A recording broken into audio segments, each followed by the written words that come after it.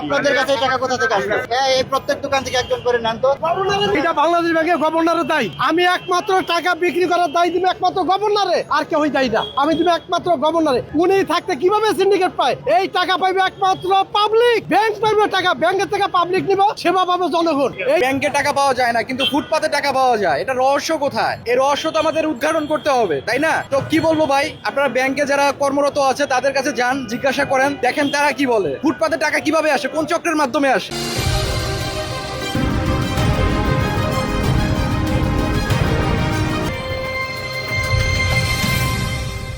আপনাদের কাছে এই টাকা কোথা থেকে আসবে? এই প্রত্যেক দোকান থেকে একজন করে নেন তো। গভর্নরে নিয়ে আসেন, বাংলাদেশ ব্যাংক থেকে নিয়ে আসেন। আমরা আপনাদের কাছে পাচ্ছি, আমরা আপনাদের অ্যারেস্ট করবো। এইটা বাংলাদেশ ব্যাংকের গভর্নরের দায়ী। উনি থাকতে কিভাবে সিন্ডিকেট পায়? এটা বিচার আপনারা করবেন। আমরা কালে মার খাইতে হইব। ফুটপাতে টাকা কিভাবে আসে, কোন চক্রের মাধ্যমে আসে। এইদিকে আসুন।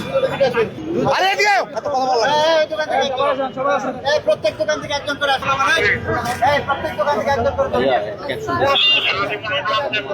এই নতুন টাকা আপনারা কোথায় পেলেন? কোথায়, কার কাছে কিনলেন? ব্যাংকে যে কিছু লোক আছে, কে আছে সেটা? কে লোকটা? কে ব্যাংকের অফিসাররা নবে না, আমাদের মতো ব্যবসায়ী আর কি। কে সেটা? ওরা ব্যাংকে থেকে আনে।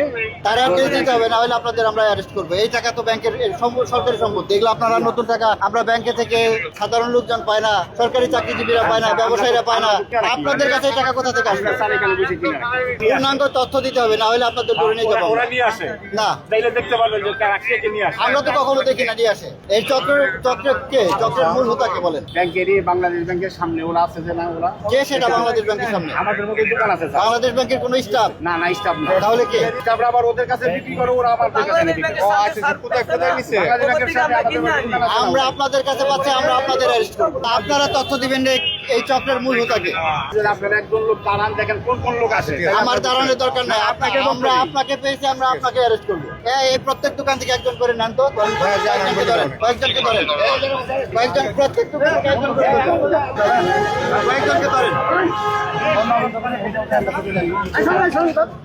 এই আঙ্গুলি পাঁচজন আছেন, পাঁচজন। কোন পাঁচজন আছেন? পাঁচজন আছেন। এইটা বাংলাদেশ ব্যাংকের গভর্নরের দায়ী। আমি একমাত্র টাকা বিক্রি করার দায়ী দিবে একমাত্র গভর্নরে, আর কেউই দায়ী না। আমি দিবে একমাত্র গভর্নরে। উনি থাকতে কিভাবে সিন্ডিকেট পায়? এই টাকা পাইবে একমাত্র পাবলিক। ব্যাংক পাইবে টাকা, ব্যাংকের থেকে পাবলিক নিব, সেবা পাবে জনগণ। এই দেশের জনগণ পাবলিক সেবা নিবে, আর এই টাকা আজকে প্রতিটা ভোগান্তি পাবলিক। কেন পাবলিক? কি গভর্নরছে? পাবলিক ভোট দিয়ে আনছে না? তারেক দিয়ারে ভোট দিয়ে আনছে পাবলিক। গভর্নরে কে আনছে? গভর্নরে বসাইছে, প্রধানমন্ত্রী বসাইছে, আমরা বসাইছি। হ্যাঁ, আজকে এক প্যাকেট টাকার জন্য আমরা 500 করে টাকা দিতেছি।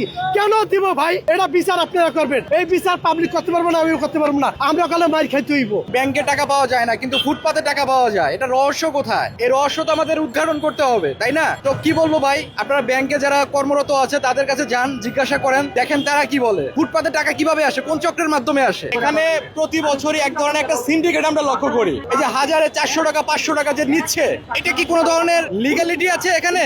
এই যে 400 টাকা 500 টাকা সাধারণ মানুষের পকেট কেটে, গলা কেটে এখান থেকে টাকা নেওয়া হচ্ছে। কিছুক্ষণ আগে দেখলাম এখানে ভ্রাম্যমাণ আদালত এসেছিলেন, এবং তাদের কিছুটা পদক্ষেপের ফলে আমরা দেখলাম কিছু সময়ের জন্য তারা এই ব্যবসা বন্ধ রাখছে, আবার কিন্তু চলবে। মানে এই সিন্ডিকেট থেকে বাংলাদেশ যদি মুক্তি না পায়, প্রত্যেকটা জায়গায় সিন্ডিকেট পায়, এই টাকার বাজারেও কালোবাজারি। তো এখন কি করার? সাধারণ মানুষ যদি সচেতন না হয়, এই ব্যবসা চলবে, সিন্ডিকেট চলবে।